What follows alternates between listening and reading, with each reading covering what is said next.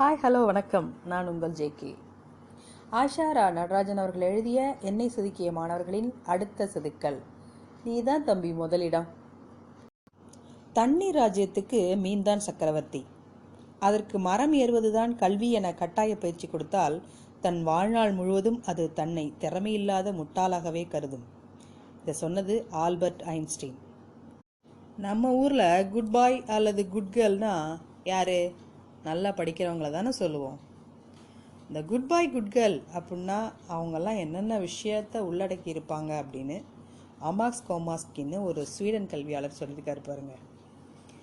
எதற்கும் வளைந்து கொடுத்து சமரசமாக போகிறவர், மதிப்பெண்களை நிறைய எடுப்பவர், எதையும் முறையாக செய்து ஆசிரியரை திருப்திப்படுத்துபவர், வகுப்பறையில் நடக்கும் சட்ட மீறல்கள் கொடுமைகள் விஷயத்தில் நிர்வாகத்தின் பக்கம் நிற்கிற அமைதியானவர், முதல் ரேங்க் எடுக்கும் தகுதியோடு ஆசிரியர் இல்லாத போது ஒற்றர் போல செயல்படுபவர் என்று நீள்கிறது அந்த வரையறை.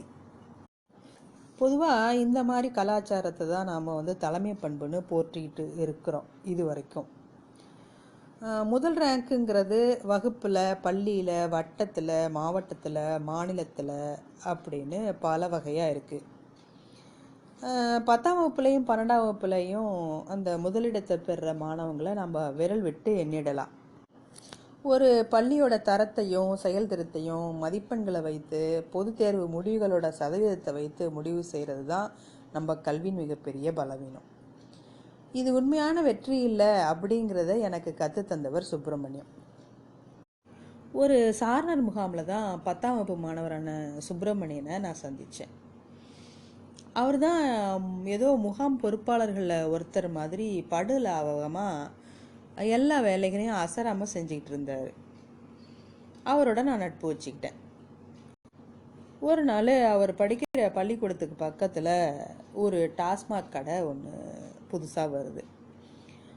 மதுக்கடையால் பள்ளி குழந்தைகள்லாம் பாதிக்கப்படுவாங்க அப்படின்னு சொல்லிட்டு அந்த பள்ளியோட ஆசிரியர் ஒருத்தவங்க கலெக்டர்கிட்ட புகார் கொடுக்குறாங்க. நடையாக நடந்து போராடி அந்த மதுக்கடையை அந்த இடத்த விட்டு அகற்றி எடுத்துட்டாங்க. 4-5 நாள் கழித்து ஒரு மதிய உணவு இடைவேளை போது பள்ளிக்குள்ளே சமூக விரோதிகள் புகுந்துடுறாங்க.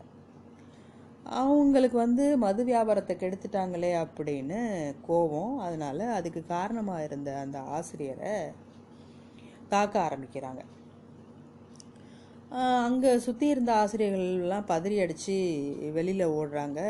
வேறு எதுவும் உதவி கிடைக்குமான்னு யாரையாவது கூப்பிடலாமான்னு போயிடுறாங்க. நம்ம யூஸ்வலாக சொல்கிற அந்த குட் பாய்ஸு, நல்ல மார்க்ஸ் வாங்குறவங்க, இவங்கெல்லாம் பதட்டத்தோடு எல்லாம் ஓரமாக நின்று வேடிக்கை பார்த்துக்கிட்டே இருக்காங்க. ஆனால் சுப்பிரமணி மட்டும் வேகமாக ஓடி போய் அந்த ஆசிரியரை கட்டி பிடிச்சிக்கிறான். அவங்க அடிக்கிற அடியெல்லாம் அவன் மேலே தாங்கிக்கிறான். பள்ளியில் ஒரு அப்நார்மலான விஷயம் நடக்குதுன்னு சொல்லிட்டு அக்கம் பக்கத்தில் இருக்கவங்கலாம் ஓடி வராங்க. அதுக்குள்ளே காவல்துறைக்கும் செய்தி போயிடுது. சம்மந்தப்பட்டவங்களை பிடிச்சு காவல்துறையில் ஒப்படைக்கிற வரைக்கும் சுப்பிரமணி தான் நிலைமையை சமாளிக்கிறாரு. ஆசிரியரையும் காப்பாற்றிடுறாரு. ஆனால் சுப்பிரமணிக்கு தான் உடம்புல 9 தையல் போடுற அளவுக்கு பெரிய காயம் ஏற்பட்டுடுச்சு. முதல் மதிப்பெண் வாங்குறது மட்டும்தான் கல்வியா? நம்ம கண்ணு முன்னாடி நடக்கிற ஒரு அநியாயத்தை தட்டி கேட்குறது, நீதி நியாயத்தோட பக்கம் நிற்கிறது, சாலையில் நடக்கிற ஒரு விபத்தில் சிக்கினவங்கள மீட்டெடுக்கிறது, இது எல்லாமே முதல் மதிப்பெண் போலவே முக்கியம் தானே அப்படிங்கிறது சுப்பிரமணிகள் நம் முன் வைக்கும் கேள்வி. நமக்கு ஏன்ப வம்பு அப்படின்னு அந்த குட் பாய்ஸ் மாதிரி சுப்பிரமணி ஒதுங்காதது ஏன்? ஒரு விவசாய கூலி மகன் ஆபத்தை எதிர்கொள்ள களம் இறங்குறது நம் கல்வியின் சாதனை இல்லையா? மதிப்பெண்கள்ங்கிறது குழந்தைகளை கட்டாயப்படுத்துவதற்கான ஒரு வகை வன்முறை. இந்த தனித்திறமைகளையும் மனிதநேய சாரத்தையும் வளர்த்தெடுக்கும் ஒரு அமைப்பாக கல்வி இருக்க வேண்டாமா?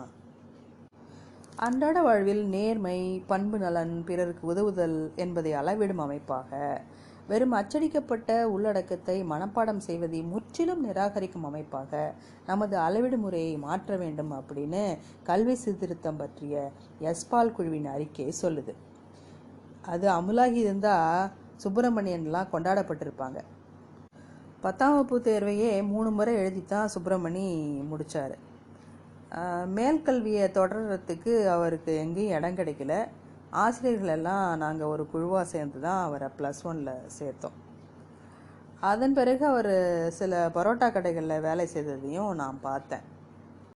குட்பாய்ங்கிற மாணவ கலாச்சாரத்துக்குள் பொருந்தாமல் நம்ம கல்வியை விட்டு வெளியேறியவர்களுடைய பட்டியல் ரொம்ப நீளமாக இருக்கும். அதில் கணித மேதை ராமானுஜன், விஞ்ஞானி ஜிடி நாயுடு முதல் இசையமைப்பாளர் ஆஸ்கார் புகழ் ரகுமான் வரை அது நீளுது. அவர்கள்லாம் கல்வியில் பின்தங்கி பிறகு உலக புகழ் பெற்றவங்க. ஆனால் எல்லாருக்கும் உலக புகழ் பெறும் வாய்ப்பு கிடைக்குமா என்ன?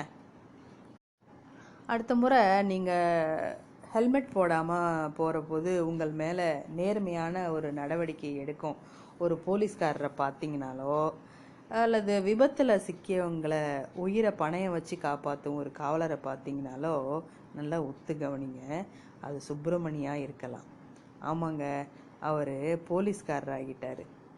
மதுவிலக்கு கோரி போராடும் மாணவர்களை கனிவோடு பார்க்கும் சில காவலர்களில் அவரும் ஒருவராக இருக்கலாம். நீ தான் தம்பி முதலிடம் அப்படின்னு அவரை பார்த்து ஒரு சல்யூட் அடிக்க வேணும்னு எனக்கு தோணுது. மீண்டும் சந்திப்போம். நன்றி.